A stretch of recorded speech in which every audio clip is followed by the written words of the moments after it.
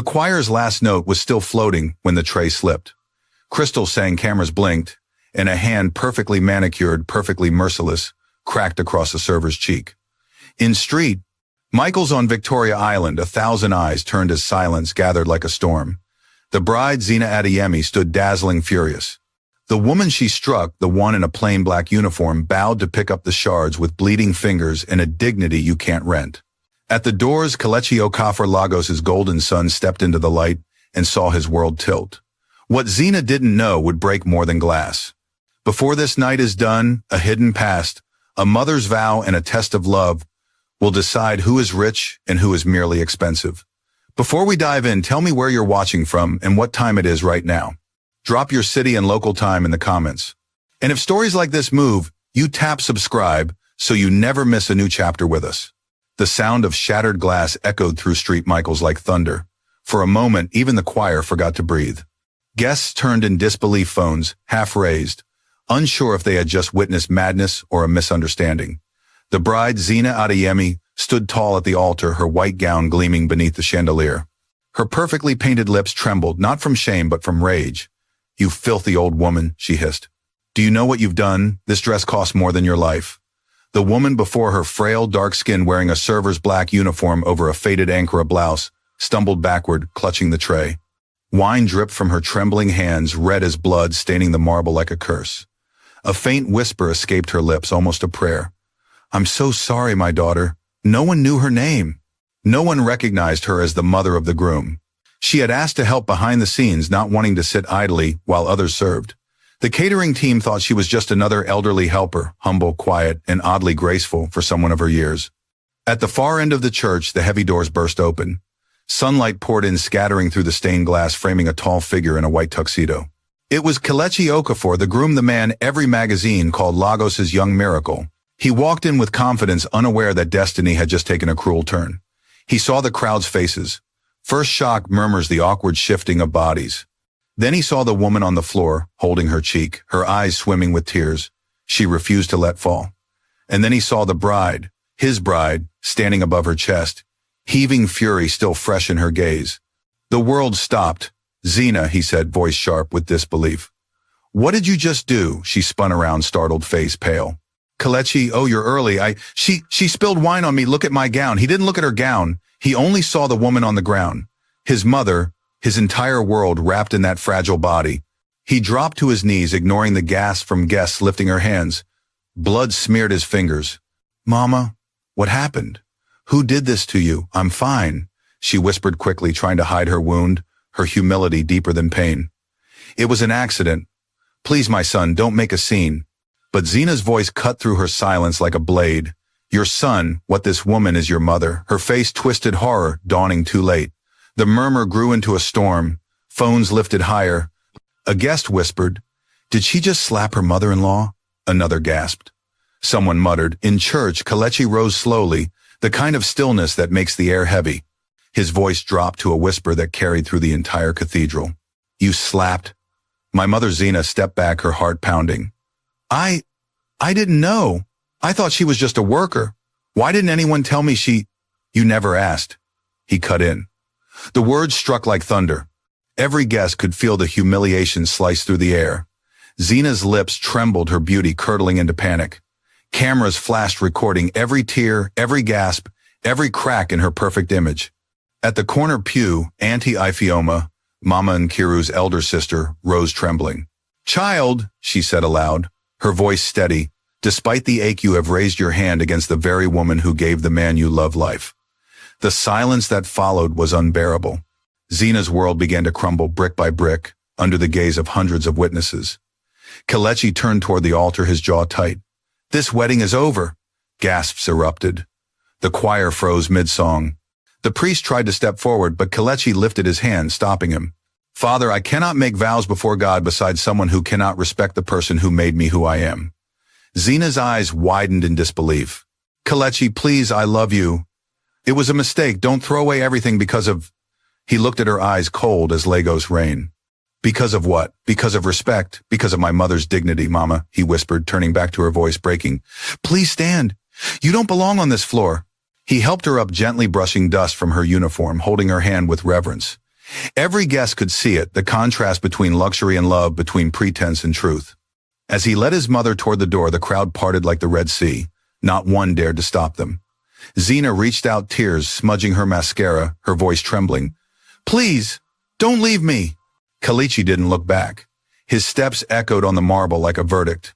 Outside, reporters' cameras clicked wildly. The groom and his mother emerged hand in hand. The Lagos sun burned overhead, relentless, indifferent. Yet in that harsh light, Mama Nkiru's face looked peaceful, almost radiant. She turned to her son, her voice soft but resolute. "My child, don't let anger turn your heart to stone. Pain passes. What remains is how you carry it." But her words only deepened his guilt. He had built a world of steel and success, yet failed to protect the one woman who once walked barefoot to keep him alive. Behind them, the church erupted in whispers. Inside, Zena crumbled to the floor, surrounded by flashing lights and murmurs of judgment. The guests who once adored her now avoided her gaze. The live streaming crew kept rolling. Within minutes, the internet would crown her with a new name, the bride who slapped her mother-in-law. Outside, as a gust of wind swept through Mama Nkiru's headscarf, fluttered against the blue sky, Kelechi reached for her arm gently, his voice breaking. "Mama, from this day, I won't let anyone hurt you again." She looked at him, eyes filled with both pride and sorrow. "Protect your heart, not just my honor. Life tests us in ways success never can."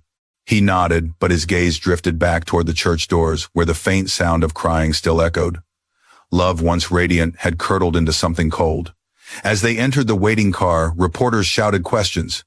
"Mr. Okafor, is the wedding canceled? Will there be charges filed? Who was the old woman?" Kelechi said nothing, but his silence was louder than any statement. Inside the car, Mama Nkiru placed a hand on his shoulder. "Kelechi, my son, remember God sees everything." Maybe this was not a curse but a revelation. He looked at her, the faintest tear slipping down his cheek. "Maybe, Mama, but sometimes revelations hurt worse than lies." As they drove away, leaving the glittering chaos behind, Lagos stood witness to a story the city would not forget, a story where pride wore silk and humility wore scars. By nightfall, clips of the slap would flood social media. Hashtags would trend. Memes would mock.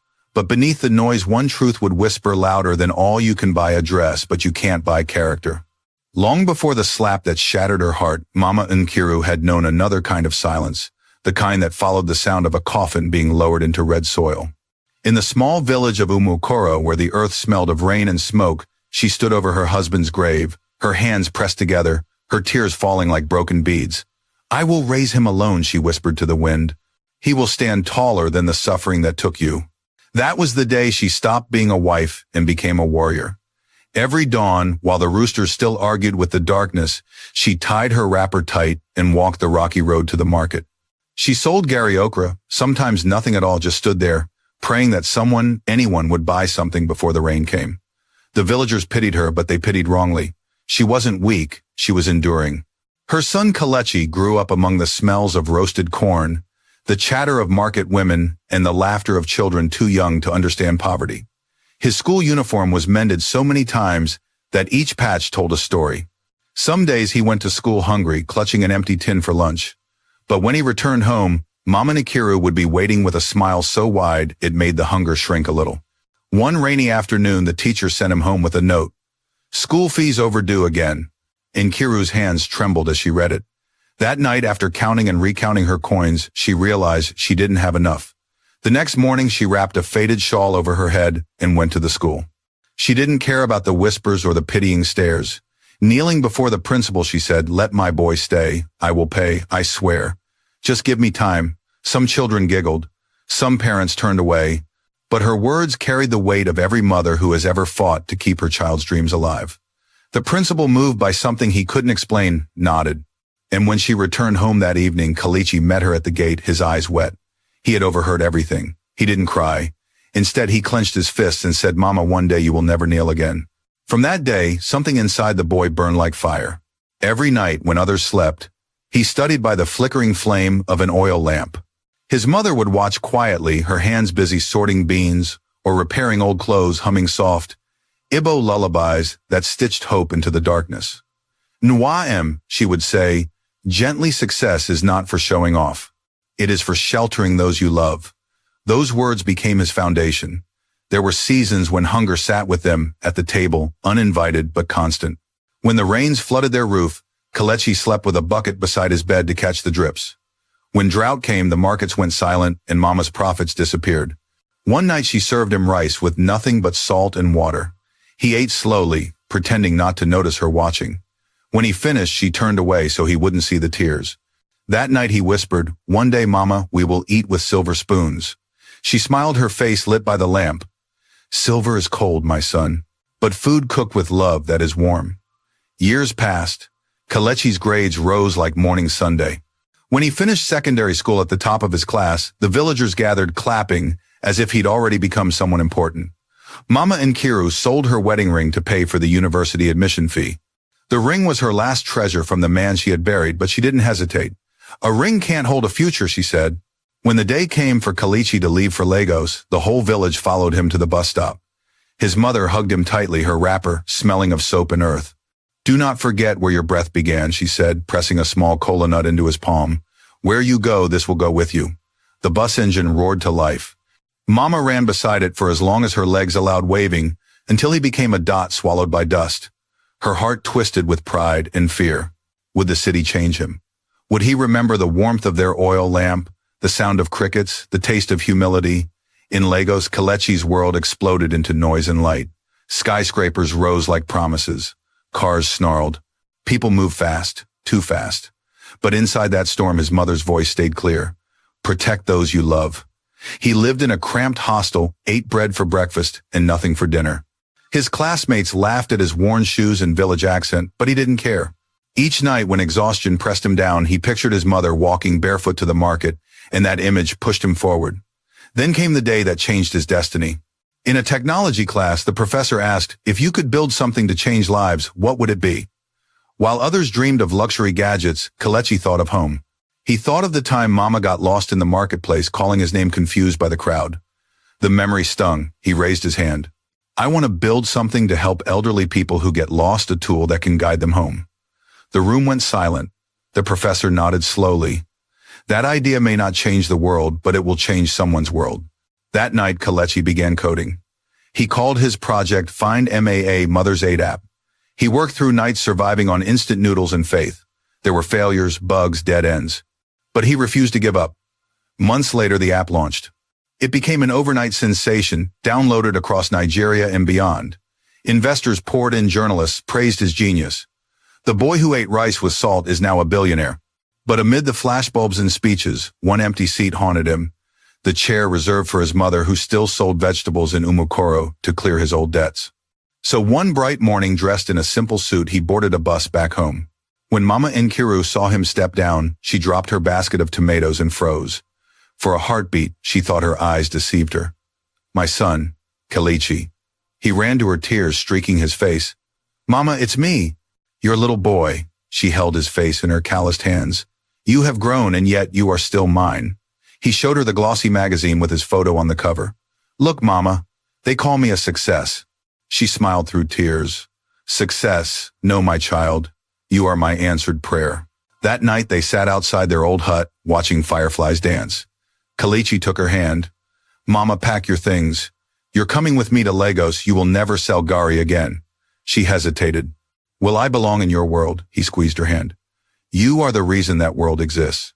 The next morning, as they rode the bus toward the city, she looked out the window at the disappearing trees, whispering, let my feet forget the dust, but not the strength that walked through it. When they arrived at the mansion in Ikoyi, servants rushed to take her bags. The marble floors gleamed like mirrors, but Mama only smiled shyly. So this is where your dreams live, she said. No, Mama, Kelechi replied softly. They live here. He placed her hand over his heart. That night, she cooked her first meal in the giant kitchen herself, bitter leaf soup and pounded yam. When the staff offered to help, she laughed. Let me work. It keeps me young. And for a time, peace settled like morning dew over their home. But peace, like glass, is always one tremor away from breaking.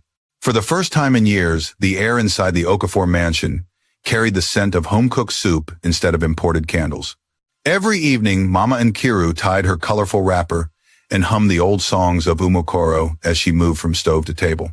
The housemaids didn't understand why a woman of her age and status still wanted to cook, sweep, or fold laundry. To them, she was the mother of a billionaire. She should have been resting, not lifting pots. But Kelechi only smiled whenever they asked. Let Mama do what keeps her heart alive, he'd say. That is the real luxury. At night, when the mansion fell quiet and the city lights blinked beyond the windows, Kelechi would change from his expensive suits into a simple t-shirt and sit beside her on the balcony. They would share a cup of ginger tea while she told stories of the village, the flood that carried away the market stalls, the neighbors who once mocked her the time she sold her wedding ring to pay his school fees. He would listen with eyes full of gratitude, thinking that every million he earned still couldn't repay the weight of those memories. But Lagos has a way of testing joy. Even peace feels suspicious when it lasts too long. It happened one evening at a charity gala organized by one of his investors. The event was glittering crystal chandeliers, designer gowns, the clinking of glasses echoing over piano music. That's where he met Zina Adeyemi, the woman who would turn his world upside down. Zina wasn't just beautiful. She was magnetic. Her skin glowed like bronze under the soft lights, her voice carried confidence, and her laughter floated effortlessly. She was a lifestyle influencer, the face of elegance in every Lagos magazine. When she approached him, her perfume smelled of rain and ambition. You're the genius behind Find MAA, she said, smiling. The man who gave our mothers a way home. He laughed modestly. I just tried to make something useful. Useful, she teased. You made something sacred. That was all it took. From that night, Zina became the new rhythm of his life. They were photographed at events, interviewed by talk shows, and praised as the perfect modern couple, beauty and brains, grace and grit. But behind the curtains, Zina's smile didn't always reach her eyes, especially when she looked at Mama Nkiru. The first time they met Mama was in the kitchen pounding yam with the staff. Zina arrived unexpectedly dressed in a cream jumpsuit and high heels that clicked like authority. Oh, she said with a polite laugh. You're helping the staff, Mama smiled, wiping sweat from her forehead. Not helping my daughter, just doing what I love. Zina forced a smile, but her tone slipped. That's sweet. But you shouldn't exhaust yourself, ma'am. People might misunderstand. Mama tilted her head. Let them.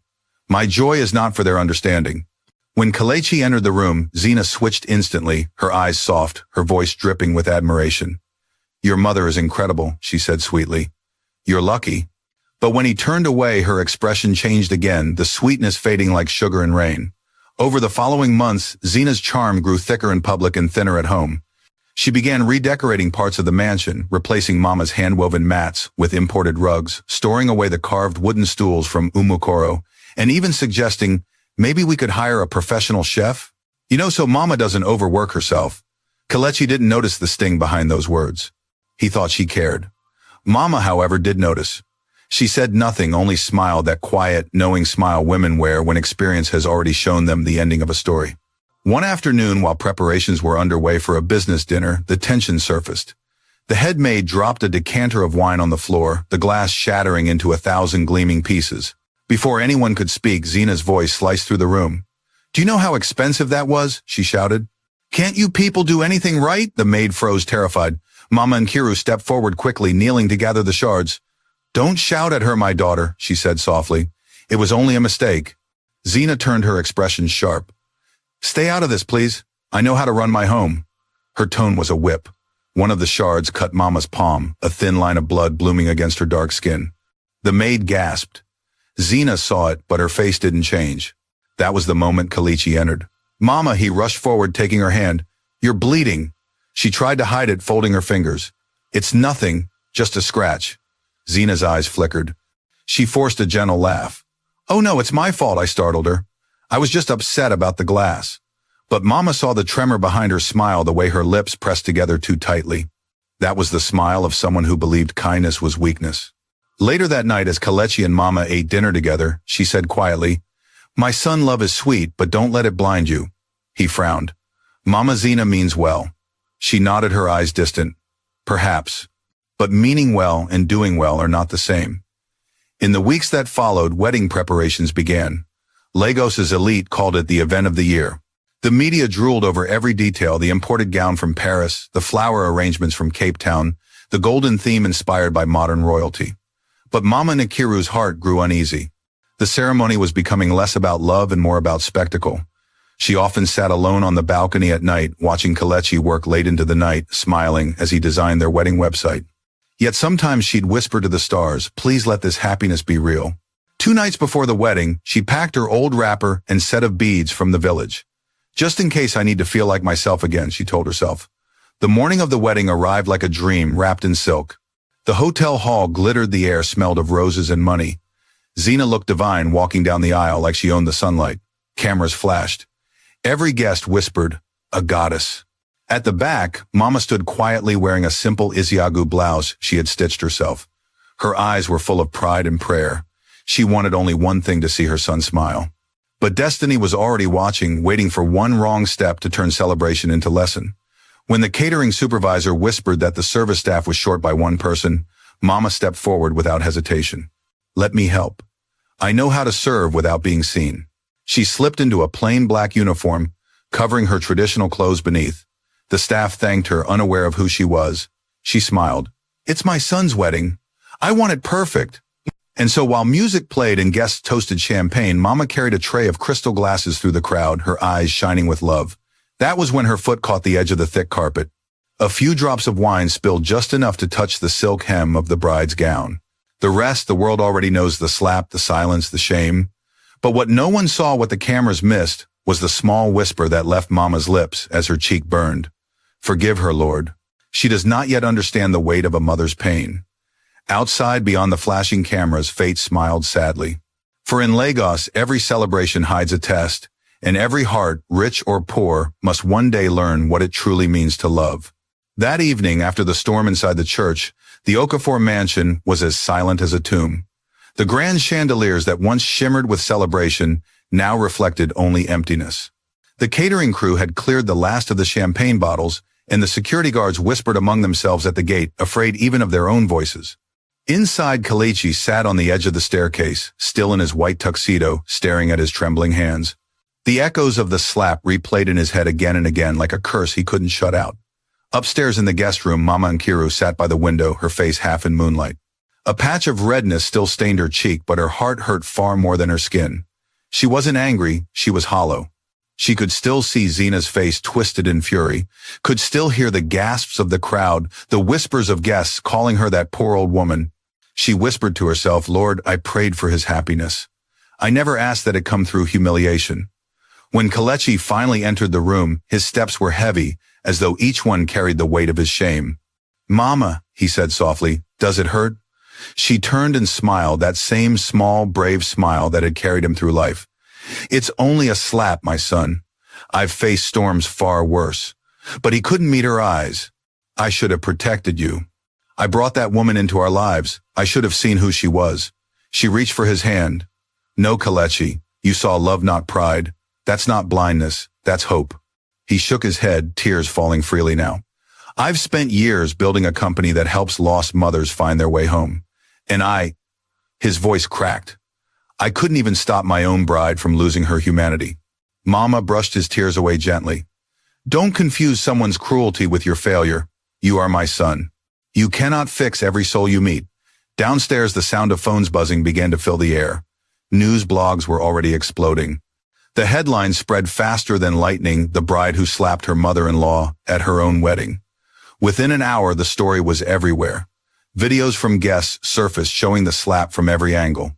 The comments were merciless, some mocking, some outraged. Influencers posted reactions, moral lectures, and memes. By morning, the internet had turned Zena Adeyemi into a national villain. Her sponsorship deals were canceled. Fashion brands deleted her photos. Advertisers withdrew contracts. For someone who had built her empire on image, it was the cruelest punishment possible. Meanwhile, Kelechi made no public statement. He turned off his phone, locked his social media accounts, and stayed by his mother's side. The only message he sent was to his legal advisor: prepare a statement about dignity and accountability. 2 days later, he held a quiet press conference. Cameras clicked furiously as he stood beside his mother, who wore her simple Ankara wrapper and jelly head wrap. The world expected anger, revenge, or scandal, but Kelechi's tone was calm, almost heavy with grief. "I have seen wealth. I have tasted success," he began.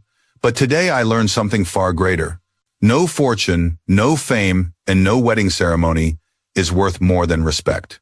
You cannot claim to love someone while dishonoring the woman who gave them life." Reporters scribbled frantically. Flashbulbs burst like gunfire. He continued, his voice firm. From this day, I will not let any power or privilege silence the dignity of the people who raised us. Justice is not for the powerful. It is for the hearts that sacrifice silently." Then turning to his mother, he added softly, "Mama, I am sorry the world had to meet you this way." Mama Nkiru smiled faintly. "Let them meet the truth, my son. I am not ashamed of it." The next morning, lawyers filed official charges against Zina: public humiliation, elder abuse, and defamation. The story ignited a moral storm across the country. Television shows debated it, pastors preached about it, and social media turned it into a parable of pride and respect. For weeks, Zina hid from the world. Her penthouse apartment became a cage of silence. The friends who once praised her now avoided her calls. The same journalists who begged for her interviews now fed on her downfall. When she finally appeared in court, her eyes were swollen from sleepless nights. She wore a plain gray dress, no makeup, no jewelry. Yet even stripped of glamour, she looked like someone fighting to hold on to the last fragments of herself. The judge, an elderly man with tired eyes, listened to both sides. When it was Zina's turn to speak, her voice cracked. "I didn't know she was his mother, I thought." The judge interrupted gently. "My child, respecting the elderly is not about knowing who they are. It is about knowing who you are." The courtroom fell silent. Even the cameras seemed to hold their breath. When the verdict came, it was both merciful and punishing. The marriage was annulled. Zina was sentenced to 6 months of community service at a senior care center. She was fined and barred from hosting or promoting any brand during that period. Reporters swarmed outside the courthouse, shoving microphones at her as she was escorted out. But for once, Zina didn't hide behind words. She only said quietly, "I deserve this." Back at home, Mama Nkiru and Kelechi sat together watching the evening news. The anchor read the headlines about the case, calling it a national mirror of pride and forgiveness. Mama sighed. The world moves fast to judge, but it never pauses to understand. Kelechi looked at her. "Do you still wish to forgive her, Mama?" She thought for a long time before answering. "I don't wish to forgive her," she said softly. "I choose to, because hatred is a fire that burns both the guilty and the innocent." Days passed. The mansion slowly regained its peace. Mama returned to cooking and humming again, though her smile never quite reached her eyes. Kelechi buried himself in work, launching a foundation under her name to support elderly street vendors in Lagos. Yet sometimes late at night, he would look at the empty chair across from his desk and remember Zina's laughter now, just a ghost of something beautiful that had died too young. One night as thunder rolled over the city, Mama joined him on the balcony, wrapping a shawl over her shoulders. "My son," she said, "forgive yourself too. Sometimes pain is not a punishment. It's a teacher." He sighed.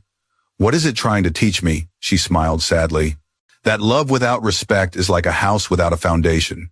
It will always fall." Lightning flashed over the lagoon, painting the sky in silver streaks. In that moment, Kelechi realized that the same world that crowned him a hero could destroy him in a heartbeat, and that the only thing truly indestructible was the quiet strength sitting beside him.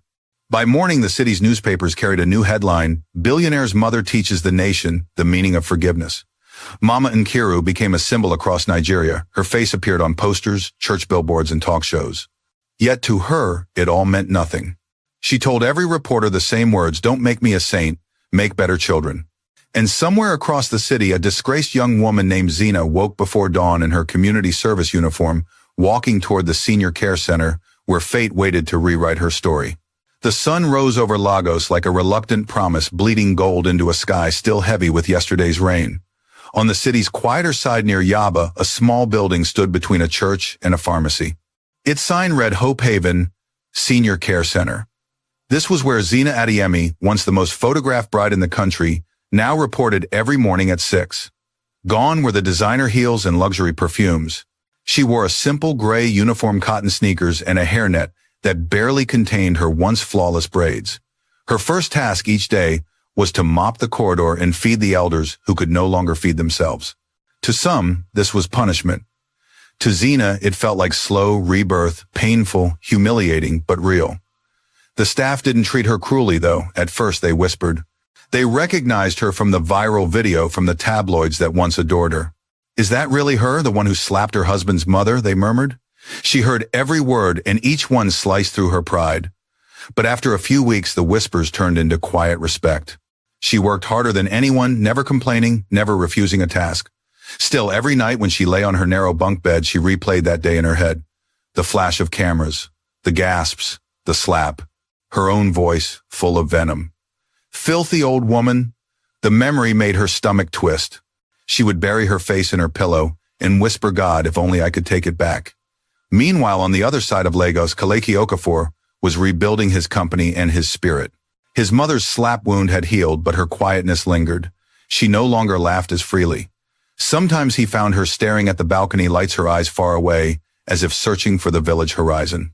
Mama, he said one evening, should we go home for a while? Umu Koro misses you? She shook her head gently. Home isn't a place, my son. It's where peace sits.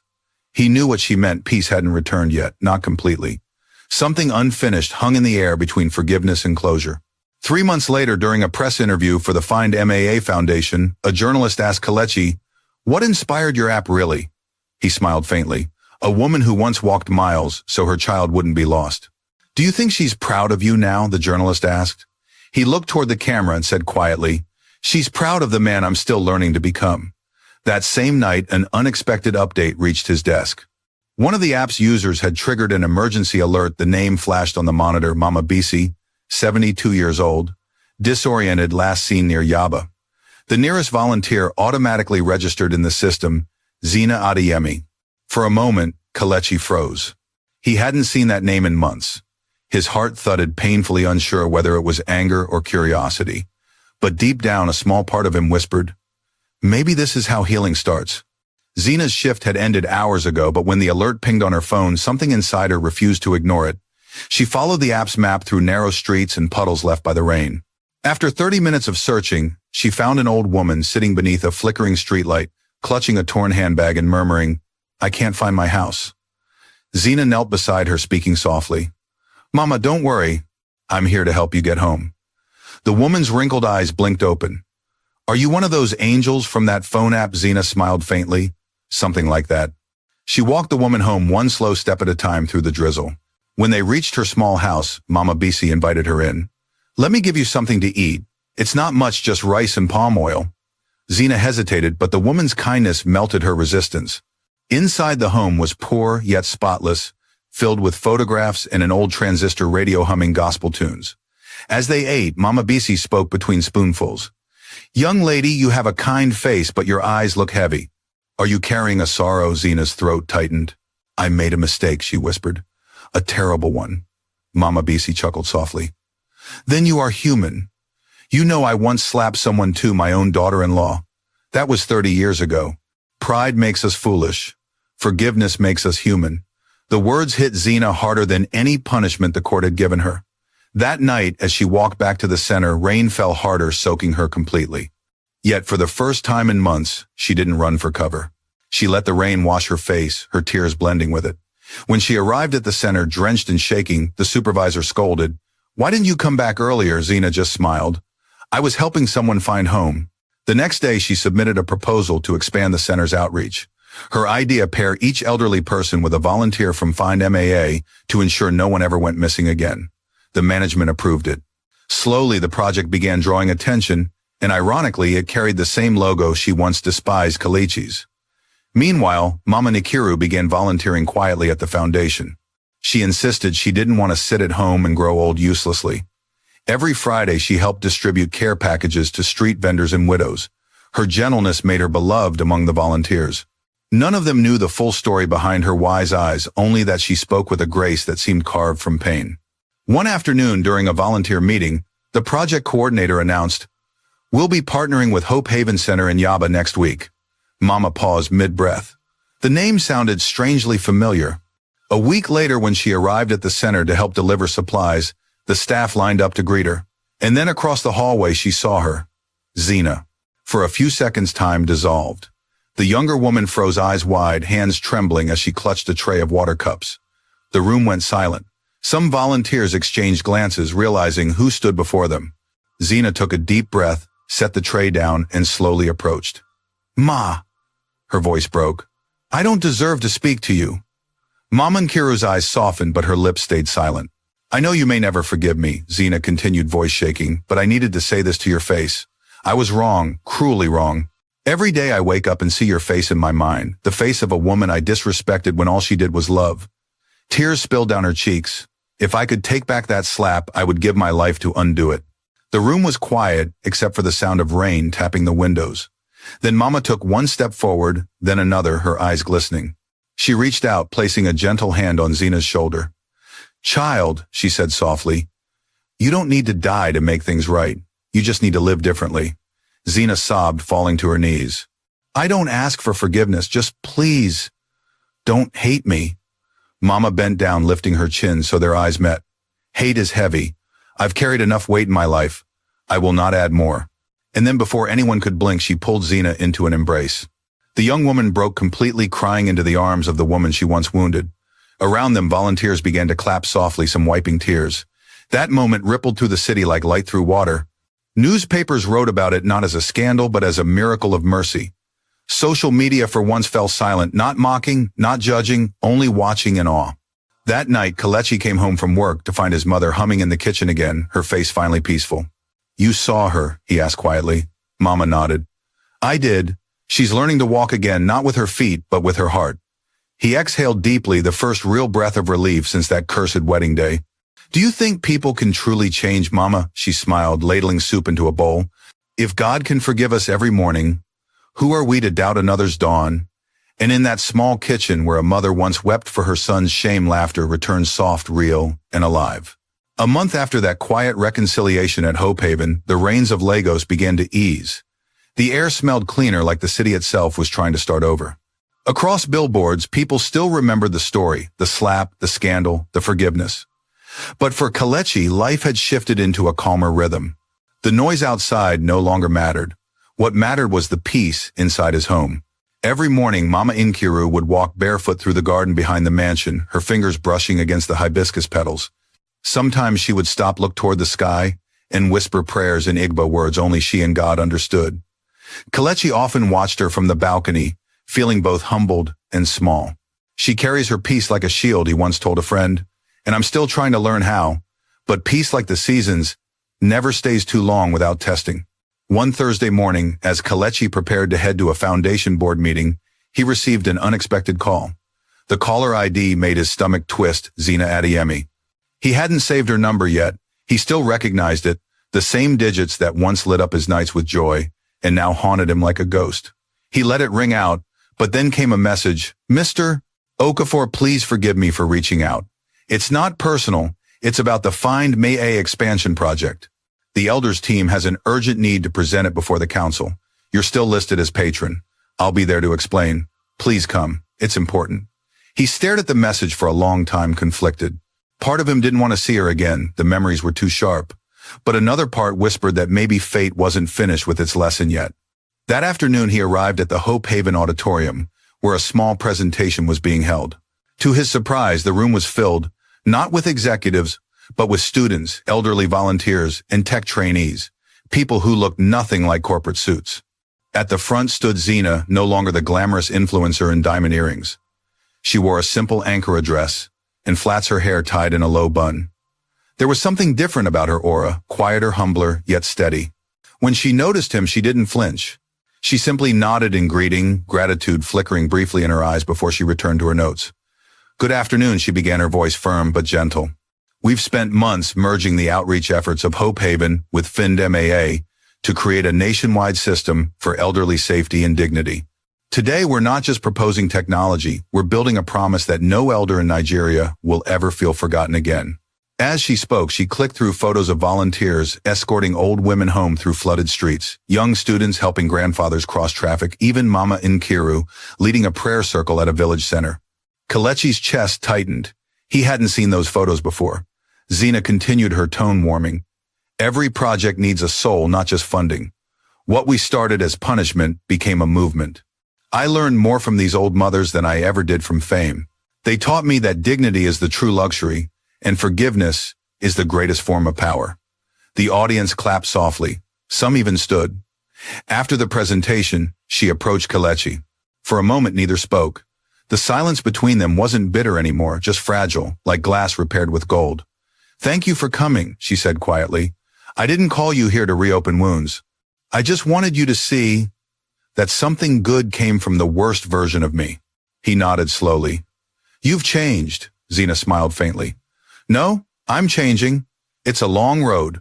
Before he could respond, an elderly volunteer called from across the hall.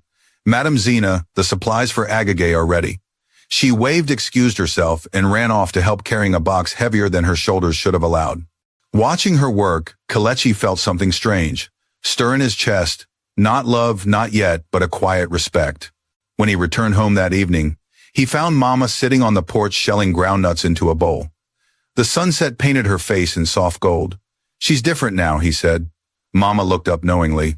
Forgiveness changes people, my son. Sometimes it changes both sides. He sat beside her, taking a handful of groundnuts. Do you think people can truly start over? She chuckled. If we couldn't, the world would have ended long ago. Then she added more softly, even broken clay can become a new pot if the hands shaping it are gentle enough. That night, Kelechi couldn't sleep. He opened his laptop and looked at the foundation's page. Zena's name was listed among the coordinators. He hovered over the remove option for a long time, then closed the window instead. The following weeks brought new challenges. Lagos newspapers began running follow-up stories, not about scandal, but about transformation. Former influencer leads nationwide elder aid program. Photos of Zena helping an old man cross a flooded road went viral. Public opinion shifted. The same country that had once mocked her now applauded her redemption. But fame, even when reborn as good, still carries its shadows. One evening, a gossip blogger tried to twist the narrative again, publishing an old photo of her and Kelechi with the caption, "Are they back together or is this a PR stunt?" When Mama saw the story, she called Kelechi to the living room. "Ignore them," she said calmly. "Let the world talk. You focus on doing what's right." "I know, Mama," he sighed, "but sometimes it feels like they'll never let the past die." She looked at him tenderly. "The past never dies, my son, but it can teach us to live better." That weekend, Kelechi accepted an invitation to attend the New Yam Festival in their home village, Umuokoro. It had been years since he'd returned. Mama's eyes glowed when she heard the news. Then it settled, "We'll go together." As they prepared for the trip, an unexpected message arrived from Zena. "Sir, I heard about the Umuokoro Festival through the foundation. I'm leading a youth group there for outreach that same weekend. If my presence would make things uncomfortable, please let me know. I'll step aside." Kelechi stared at the message, torn between gratitude and unease. After a long pause, he replied, "The village belongs to everyone. Come. The mothers there will need all the help they can get." When they arrived in Umuokoro, the village erupted in color drums, dancing, laughter, roasted maize, and women dressed in brilliant wrappers carrying baskets of new yams. Mama Nkiru was greeted like royalty. Old friends embraced her, praising her son, blessing her for surviving hardship, and still smiling. Then among the crowd, Zena appeared not as a celebrity, not as a penitent, but as a worker. She carried sacks of food, her hands dusty, her laughter unguarded. When she saw Mama, she bowed deeply, touching the earth before rising. "Mama," she greeted softly. "I came to serve." Mama studied her for a long moment. Then she smiled. "Then serve with your heart, my daughter. That's how we heal the ground we once bruised." For 2 days, they worked side by side, cooking for elders, distributing gifts, dancing to the Ojin drums under the moon. The villagers, unaware of the full story, simply said, "That woman is respectful. Whoever raised her did well." On the final night of the festival, as fireworks crackled above the red earth, Kelechi stood beside his mother, watching Zena laugh among the children. "She's finding her way," Mama murmured. He nodded slowly. "Maybe we all are."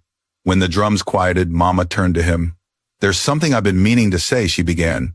"The slap that broke us, maybe it was God's loud way of waking us all up. Pain has purpose, my son. It shows us who we are when pride burns away." Kelechi looked out toward the dancing crowd, his eyes softening. "Then maybe we should thank the storm." Mama smiled, her wrinkles deepening like rivers of wisdom. "Yes, because without it, none of this would be possible." And as the night wind carried the scent of yam and laughter through the air, the past, though not forgotten, finally began to feel lighter. The following morning, the first light over Umuokoro spilled across the fields like a slow blessing. Smoke rose from cooking fires, the sound of distant drumming drifted through the trees, and the scent of roasted yam mixed with laughter. It was the last day of the festival, the day dedicated to Ndi Nulo, the mothers of the land, when women who had raised their children through hardship were honored before the entire community. For Mama Nkiru, it felt like coming full circle. The same dusty roads where she once hawked Gary barefoot now led her to a stage draped in palm leaves, where the village elders waited to crown her with beads of honor. But beside pride, a quiet humility lived in her chest. Fame, she thought, is only a shadow if gratitude does not stand beside it. Kelechi stood near the front row, dressed in a crisp white Isiagu shirt, embroidered with golden lions. Children tugged at his sleeves, giggling Uncle Lagos. "Tell us about the app that finds grandmas," he laughed, knelt to their height and said, "It's not the app that finds them, it's love that does." From behind the crowd, a familiar voice called softly, "That is true, Mr. Okafor." It was Zena. She had come early wearing a simple wrapper patterned in coral and brown, her hair covered with a village scarf. The morning sun lit her face, no makeup, no pretense, just calm. For a heartbeat, the crowd froze, recognizing her. Some whispered, "That's the woman from the story," while others muttered blessings for her courage to show her face again. Kelechi turned uncertain. "You didn't have to come today. I did," she replied quietly. "This festival is about honoring mothers. I came to honor mine, even if she's not here anymore." There was no bitterness in her tone, only sincerity. Kelechi nodded, letting her stand beside him as the drums grew louder. The ceremony began. The village chief, his voice deep like a river, spoke of mothers who carried firewood and faith at the same time. He named Mama Nkiru as a living symbol of resilience, a woman who walked through storms and built a son who now shelters others from the rain. When he placed the coral beads around her neck, the crowd cheered, ululating in joy. Tears glimmered in Mama's eyes as she raised her hands to the sky. Then in a gesture no one expected, she turned to the microphone. "Before I leave this stage," she said, "I want to speak not of myself, but of forgiveness." The crowd fell silent. Even the wind seemed to pause. "There was a day," she continued, her voice trembling yet firm, "when I was struck down not by a stranger's hand, but by pride, wearing a wedding gown. That day pain entered my heart like fire. But time has turned that fire into light. And that light showed me something. Forgiveness does not make you weak. It makes you free." Her gaze found Zena's face in the crowd. The younger woman's eyes flooded with tears. Slowly, as if drawn by an invisible force, she stepped forward. The crowd parted for her. In her hands, she carried a calabash filled with palm wine, a symbol of humility and reconciliation. Kneeling before Mama Nkiru, she held it high. "Mother," she said, voice trembling, "I brought this not as a bride or a penitent, but as a daughter. Let me offer this as peace between us. I cannot undo my mistake, but I can pour truth where I once spilled shame." Gasps rippled through the crowd. The chief looked to Mama, unsure what to do. But Mama smiled, lifted the calabash, and poured a small stream of the wine onto the ground, a traditional act of cleansing. "Let the earth drink, and remember," she declared, "because the ground that bore witness to pain must also bear witness to peace." Then she cupped Zena's face gently. "My daughter, you have knelt long enough. Stand and walk in grace." When Zena rose, applause thundered through the square. Some old women began to sing an ancestral hymn about mercy outlasting shame. Children danced around them. Even the elders nodded in approval. Kelechi, watching from the edge of the platform, felt something shift inside him. Not romantic love, but a soft, undeniable respect. It was as if the wound between past and present had finally begun to close. That evening, as the festival ended and the crowd dispersed, Zena walked with Mama and Kelechi through the dirt path leading to the old family hut. Fireflies blinked above the fields. The air was sweet with roasted maize and drum echoes fading into distance. "Thank you," Zena whispered, "for accepting me again." Mama chuckled softly. "I didn't accept you again, child. I just never stopped." They reached the small veranda where Mama once sold beans. The wooden bench creaked as the three sat down. Silence wrapped around them comfortably. Then Mama spoke again, looking at Kelechi. "My son, forgiveness is not the end of a story. It is the beginning of a new one. What will you write next?" He looked thoughtful. "I've been thinking about that, Mama. Maybe it's time to build something bigger than Find Ma. Something that lasts even after we're gone." "What do you have in mind?" Zena asked softly. "A home," he said. "Not a mansion, but a real home for the mothers who have nowhere to go, for the elderly who sleep on streets. A place where kindness is currency. I'll call it House of Nkiru, the House of Second Chances." Mama smiled, deeply moved. "Ah, Chineke Ekele Dirigi. God bless you, my son. That is what the world needs. Not more noise, but more nests." Zena lowered her eyes. "Can I help?" Even if just as a worker, Kelechi hesitated, then nodded slowly. "Help doesn't need permission, just sincerity." Over the next few months, plans took shape. Kelechi poured funds into the project using the same precision that built his tech empire. Zena coordinated outreach, traveling across states to gather volunteers, nurses, and local artisans. Mama, despite her age, insisted on supervising the daily progress. "If this house bears my name," she said, laughing, "then my sweat must live in its walls." Construction began on a wide piece of land near Enugu, surrounded by mango trees and a clear stream. The design blended modern simplicity with traditional warmth, solar panels and open courtyards, red earth bricks mixed with glass. Zena personally oversaw the painting, her hands often streaked with color. Once when Kelechi teased her, "You, the woman who used to wear diamonds, now paint walls," she grinned and replied, "Gold fades, goodness stays." When the home was finally completed, they held an opening ceremony. Journalists came again, but this time there were no scandals, no gossip, only awe. The sign above the gate read, "The House of Nkiru, a place to be found." Inside, 50 elderly residents danced, laughed, and sang songs of gratitude. The same woman who once fed her son rice with salt now served a feast for hundreds. Mama stood at the gate, welcoming each new arrival like a queen of compassion. During his speech, Kelechi said, "This house is not charity. It is a mirror. When we look at these elders, we are looking at the people who once carried us. To forget them is to forget who we are." When he finished, the crowd clapped, but Mama, ever humble, simply wiped her eyes and whispered, "All glory to God."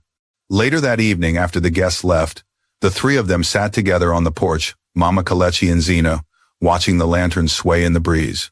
"You know," Zena said quietly, "when I first met you both, I thought strength meant never bending. But now, I see sometimes bending is how you learn not to break." Mama nodded approvingly. "You have learned, my daughter, and that is how blessings grow." Kelechi turned to her. "What about us, Mama? Have we done enough?" She smiled. "Enough is for God to measure, but tonight my heart feels light. That's a good sign." In the distance, villagers began singing again, soft, rhythmic, eternal. Fireflies floated through the garden like sparks of grace. And as the moon climbed higher above the new home that carried her name, Mama Nkiru whispered a final prayer. "Let this house remind the world that no sin, no sorrow, no slap is greater than the power of forgiveness." The wind carried her words into the night, across the mango trees toward the lights of Lagos, a city that would remember her, not as the mother who was slapped, but as the mother who healed a nation's heart. Months passed and the house of Nkiru began to bloom like an oasis of grace. Each week, new residents arrived, old men with stories buried in silence, grandmothers with laughter still alive in wrinkled eyes. The home buzzed with music, prayer, and the scent of freshly baked bread. In the evenings, the air filled with songs of gratitude, blending Yoruba, Igbo, and Hausa hymns into one harmony. For Kelechi, this wasn't just a project, it was redemption, wearing sunlight. Every morning he left his city office in a crisp suit, but by noon, he was in Enugu sleeves rolled up, helping to plant trees or fix light bulbs. A true legacy, he would say to the workers, must have fingerprints, not just signatures. Mama Nkiru, now 68, moved slowly but with purpose. She spent her days teaching the women how to weave mats, showing them the traditional patterns of Umukoro. Children from nearby schools often came to visit, sitting cross-legged around her as she told folk tales by the fire pit. Her favorite story was about a farmer who planted kindness and harvested peace. Each time she told it, her eyes sparkled as if she were speaking about herself. Zena, too, found her rhythm in this new world. She had become the operations coordinator, balancing budgets, training staff, and managing donations.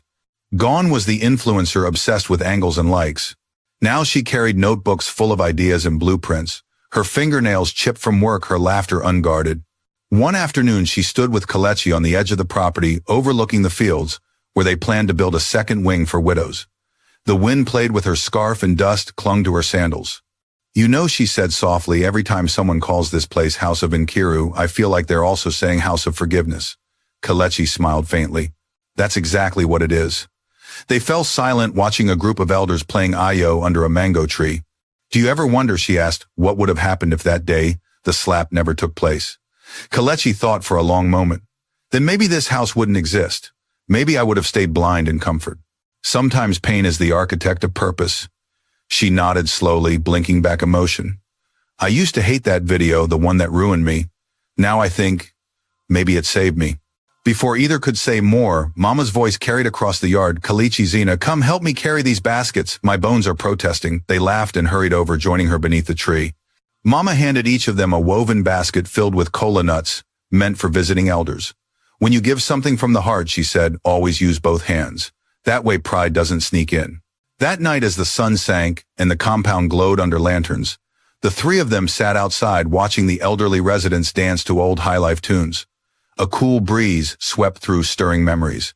Zena broke the silence first. "Mama," she said quietly, "can I ask you something personal?" Mama smiled, peeling a boiled yam. "Ask before your courage runs away. Do you ever wish things had been different? That you never met me?" Mama laughed softly, the sound warm as home. "Ah, my daughter, I used to wish that. But if life never bruised us, how would we learn tenderness? You were sent to teach my son a lesson his books couldn't. And me too, I learned that mercy is the final language of love." Zena's eyes glistened. She whispered, "I don't deserve such grace." Mama placed a hand over hers. "None of us do. That's why it's called grace." Kelechi watched them, his chest tight. Something in that moment made him see clearly this wasn't just about his mother or Zena anymore. It was about what they represented, a generation learning to heal. The following weeks brought a new challenge. The House of Nkiru received a massive grant from the government to expand its reach nationwide. The condition it had to merge operations with other private charities and build tech infrastructure for data tracking. The board insisted Zena lead the proposal team. "Are you sure about this?" she asked Kelechi nervously. "You know the public still sees me as that woman." He smiled. "That's exactly why you should lead. They need to see what redemption looks like when it rolls up its sleeves." She swallowed hard but nodded. The day of the presentation arrived. The venue was the Lagos Civic Center, the same place where a year ago she had once strutted down an aisle in a designer gown, proud and untouchable. Today she walked into the same hall in a simple navy blue suit, carrying nothing but a folder and faith.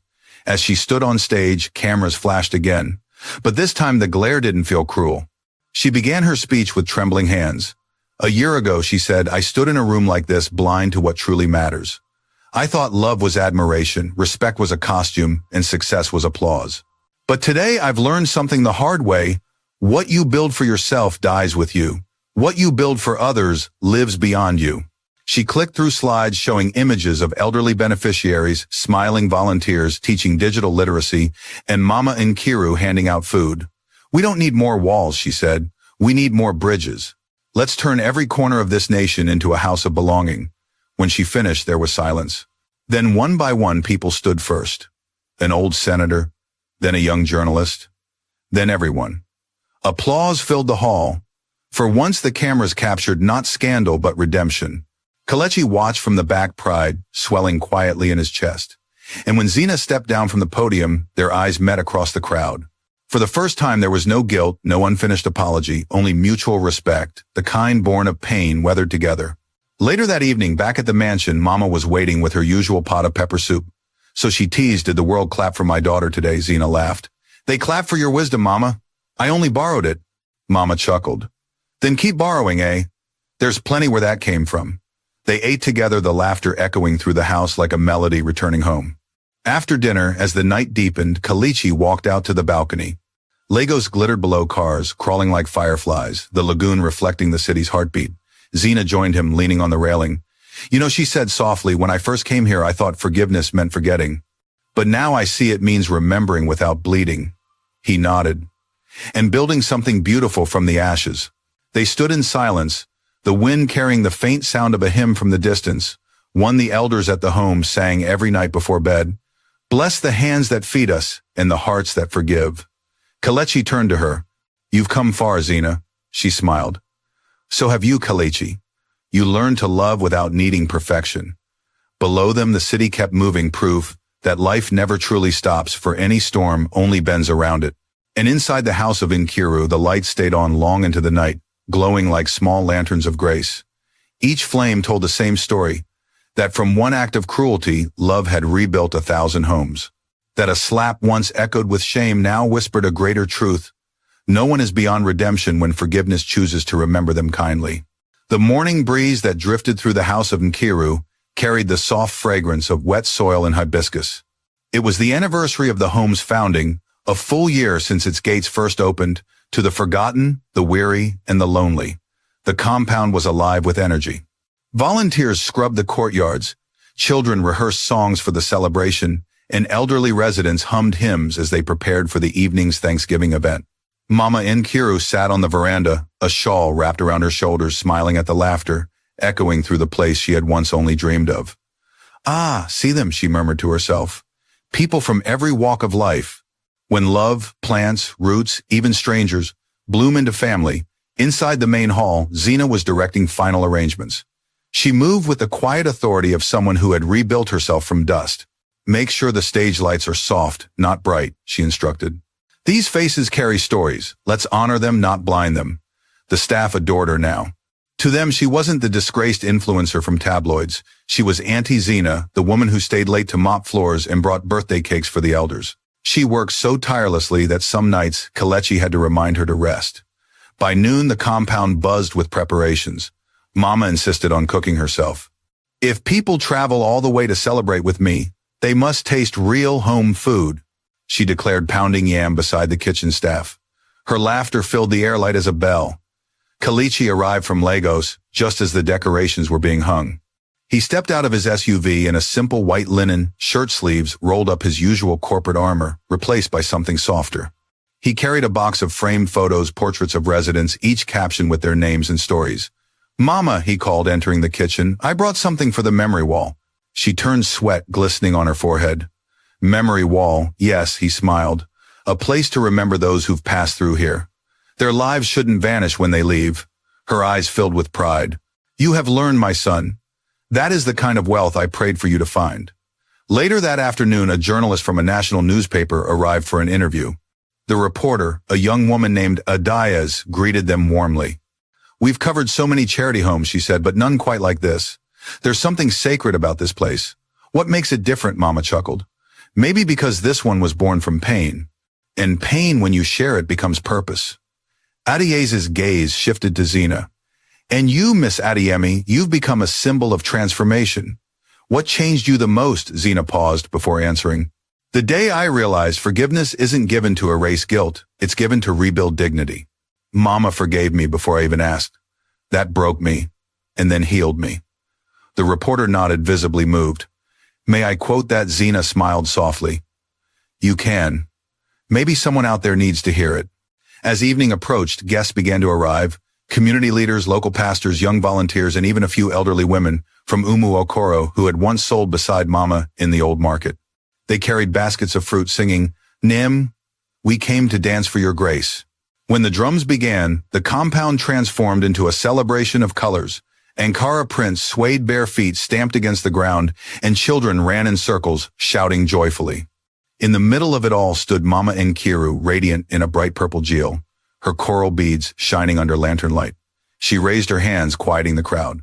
"My children," she began, her voice, strong, despite age, "tonight is not about me. It's about every mother who refused to stop giving, every son who learned that wealth without respect is poverty, and every daughter who found her worth again." The crowd erupted in applause. Then as the choir began a hymn, Zina stepped forward with a microphone, trembling slightly. "Mama," she said, her voice thick with emotion, "today I want to give something back." She signaled the volunteers who brought forward a covered frame. When she unveiled it, gasps rippled through the audience. It was a large oil painting, Mama sitting on a stool, a child resting against her lap, sunlight streaming behind her. Beneath it, painted in golden letters, were the words, "The heart that forgives is the home that never crumbles." Tears rolled down Mama's face. "You painted this," she whispered. Zina nodded. "With my own hands." Every brushstroke was an apology. I never finished speaking. The crowd clapped again, some wiping their eyes. Kelechi watched quietly, emotion flickering in his gaze. He had seen her transformation day by day, but this moment felt like closure, like the final stone placed on a once broken wall. Later that night, after the guests had eaten and danced, the three of them slipped away to the quiet of the garden. Fireflies flickered above the small pond Mama had insisted they build for peace to sit in. "I am proud of both of you," Mama said, looking from her son to Zina.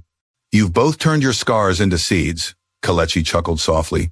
"And you, Mama, you turned one slap into a sanctuary." She laughed, shaking her head. "Don't mock an old woman, I beg. I only followed what my own mother taught me. When someone breaks, you pick up the pieces and build a window instead of a wall." They sat in silence for a while, the night alive with crickets. Then Kelechi turned to Zina. "So, what's next for you? You've rebuilt your name, your purpose. Will you stay?" She hesitated, eyes on the water. I've thought about it, she said. Part of me wants to return to the city and start an initiative for young women who lose themselves chasing fame. But another part, she smiled faintly, feels like this is already home. Mama leaned forward. Child home is not where you stay, it's where your heart keeps returning. Zena nodded. Then I guess I'll always return here. A cool wind rustled the mango trees. Somewhere an owl hooted softly. It was the kind of night where time felt kind. Before going to bed, Mama took out her worn Bible and read aloud a verse she had long lived by. To whom much is given, much is expected. Then she closed it, whispering, I have been given peace. My duty now is to share it. The next morning came quietly. Birds sang outside the windows and the compound smelled of new yam and palm oil stew. Volunteers bustled about, as always unaware that something had shifted in the stillness of dawn. Kelechi entered Mama's room to find her sitting in her chair by the window, hands folded on her lap, face peaceful as if in prayer. The sunlight bathed her gently. Mama, he said softly. She didn't answer. He stepped closer, heart pounding. Her eyes were closed, lips curved in a faint smile. A small paper rested on her lap. Trembling, he picked it up. In her neat, shaky handwriting were the words, My son, my daughter, I am only going home early. Don't mourn me, celebrate that I lived long enough to see forgiveness become flesh. Let this house remain a lamp for others. And remember, love is not spoken loud. It's lived quietly every day. Kelechi's knees gave way. Zena rushed in at his cry, and when she saw Mama, she froze, then wept silently, holding his shaking shoulders. Outside, the morning bell rang to call everyone for breakfast, unaware that the matriarch of mercy had just taken her final rest. The sun climbed higher, touching the house of Nkiru with gold. And though grief hung in the air, it felt gentle like rain falling on fertile ground. That evening, as the elders gathered to sing her farewell, Kelechi stood before them holding the note. She didn't die, he said, voice steady despite tears. She just went ahead to prepare another home. And as the choir lifted their voices, even the wind seemed to pause to listen. The day of Mama Nkiru's burial dawned quiet, as if the sky itself feared to disturb her rest.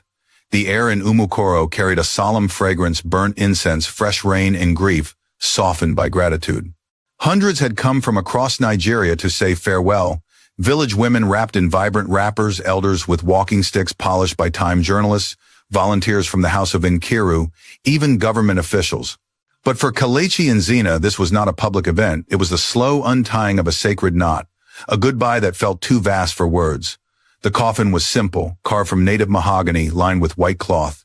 It rested under a canopy of palm branches, surrounded by baskets of kola nuts, yams, and flowers, offerings of the people she had fed, taught, and forgiven. On the lid lay her headscarf, the same one she wore the day of the slap. Zena had pressed and folded it herself, trembling as she placed it there. She said, Forgiveness was freedom, Zena whispered. Now she wears it as a crown. The choir began a low hymn in Igbo, the words carrying like waves across the crowd. Nemji Nenke Oma, Mother, go in peace. When Kelechi stepped forward to speak, his voice broke at first. He took a breath, looking out at the sea of faces, rich and poor, old and young, city and village, all gathered because one woman's humility had touched them. My mother, he began, was not rich by the world's standards. She owned no gold, no estates, no fortune to pass on. Yet she left behind a wealth that cannot be stolen character. She taught me that success without gratitude is failure wearing perfume. She taught me that forgiveness is the final victory over pain. He paused, scanning the faces before him. Many of you know her story. You saw the slap that shamed her, but you did not see the night she prayed for the one who slapped her. You didn't see how she used her pain to build a home for others. If I have achieved anything in this life, it is because my mother built me out of mercy. The crowd erupted in quiet weeping. Some covered their faces, others murmured amen. Zena stepped forward next her hands, trembling as she held the microphone. For a moment the words refused to come. Then she exhaled shakily and began, her voice fragile but sincere. I used to believe love was something you could earn with beauty or money. Then I met a woman who loved without condition, a woman I hurt more deeply than I can ever explain. I slapped her and she answered with a blessing. I disgraced her and she gave me dignity. I broke her peace and she built me a home. She turned toward the coffin, tears streaming freely. Mama, I came into your life as a curse, but you sent me out as a lesson. I will spend the rest of my days trying to live worthy of your forgiveness. There wasn't a dry eye in the crowd. Even the village chief, known for his iron composure, wiped his face with the edge of his robe. The hymn swelled again, voices trembling through the wind. When it was time to lower the coffin, Kelechi and Zina stood side by side, each holding one of the ropes. The earth below waited patiently, red, rich, and forgiving. As the first shovelful of soil hit the wood, Kelechi whispered, "Rest, Mama. You've carried us long enough." After the burial, the guests gathered under the mango trees for the memorial meal. Women served rice, egusi soup, and roasted goat. Laughter returned slowly, hesitantly at first, then fuller. Children ran barefoot between the chairs, their giggles like sparks of light. It was exactly the kind of farewell Mama would have wanted. No silence, no bitterness, only life continuing its stubborn dance. As twilight fell, Kelechi walked toward the small river at the edge of the village, the one Mama used to bathe him in as a child. The surface reflected the last pink streaks of sunset. Zina followed quietly, stopping a few paces behind. "She used to bring me here after hard days," Kelechi said softly. "When I failed an exam or got bullied, she'd tell me, 'Let the river wash your anger away.' I never understood it until now." Zina's voice was low. "Do you think she knew she would go so soon?" He shook his head, eyes glistening. "No, but I think she was ready." She'd finished her story. They stood there in silence, the river murmuring between them and the world. Then Kelechi reached into his pocket and took out the note Mama had left. The ink was smudged now, but her words were still clear. "Don't mourn me, celebrate, that forgiveness became flesh." Zina read it again, her voice trembling on each syllable. She always saw something holy in kindness. "Yes," Kelechi said, "because she believed kindness is the only legacy that outlives us." He knelt by the riverbank, scooped a handful of water, and let it spill between his fingers. "Goodbye, Mama," he whispered. That night, back at the house of Nkiru, the residents gathered in the courtyard holding candles. Kelechi placed his mother's photograph on the center table, surrounded by flowers. A banner above read, "She taught us that love is louder than shame." As the candles flickered, Zina stood beside him, reading aloud from her new project proposal. "We will expand this home to 10 more states, name each after a virtue. Grace, patience, dignity, mercy, hope." Her voice softened. "And the last one will be called faith, because Mama never lost hers." The crowd applauded gently. An old man sang an Igbo dirge that melted into laughter halfway through, and someone shouted, "Mama Nkiru's spirit is smiling tonight under the moonlight." Zina turned to Kelechi. "Do you ever wonder if she can see us now?" He smiled. "If forgiveness has eyes, she's watching every moment." The wind stirred, lifting the edge of her scarf. For a brief second, they both felt it, a warmth that wasn't wind, a calm that wasn't silence. In the days that followed, the world moved on, but the story of Mama Nkiru didn't fade. Her life became a parable told in churches, classrooms, and even boardrooms. A viral post titled, "The Mother Who Forgave Her Slap," reached millions, inspiring campaigns about respect for elders and reconciliation across Africa. One evening, as Kelechi prepared a keynote speech for a global forum on ethical leadership, he paused over the title. He wrote, "Legacy Beyond Success Lessons from My Mother." Then, setting his pen down, he whispered to the empty room, "You're still teaching me, Mama." Zina entered quietly, holding 2 cups of tea. "You'll do great," she said. "She'd be proud." He smiled faintly. "No, Zina, she'd be proud of us." When he stepped onto that stage weeks later, he didn't speak of technology, profit, or growth. He spoke of a woman who chose compassion over vengeance, and how that single choice built an empire of empathy. "Success," he told the audience, "isn't measured by what you own, but by what your love repairs." When the applause thundered, he looked up, imagining his mother among the stars, smiling that same quiet, knowing smile. Back at the house of Nkiru, Zina watched the children of the elders, once ashamed of their parents' poverty, now volunteering proudly. She realized that forgiveness had multiplied like seeds scattered by the wind. At night, she often sat by the pond, gazing at the ripples. Sometimes she spoke aloud as if Mama were listening. "You saved me twice, Mama, first from my pride, then from my guilt." And though no voice answered, the wind always seemed to whisper through the hibiscus leaves. "Go on, my daughter. Keep loving. Keep forgiving." Under that endless Nigerian sky where crickets sang and lanterns glowed, the house of Nkiru stood as proof that mercy could outlive even death itself. Because in every hand that fed the hungry, every voice that comforted the lonely, and every heart that forgave, Mama Nkiru still lived forever, unbroken, forever home. Dear friend, if you've journeyed with this story till the end, pause for a moment. Life will give you many chances to choose pride or mercy. Choose mercy. Forgiveness doesn't make you weak, it makes you wiser. It builds bridges over wounds and turns shame into shelter. No matter where you are watching from Lagos, Nairobi, Accra, London, or Toronto, call your parents today. Tell them you love them. And if they're gone, honor them by living gently by helping someone who cannot repay you. Because true success isn't the power to rise above others, it's the grace to lift others up. If this story touched your heart, leave a comment below with your city and local time. Let's see how far love and gratitude can travel. Subscribe for more stories that remind the world that kindness is our greatest inheritance.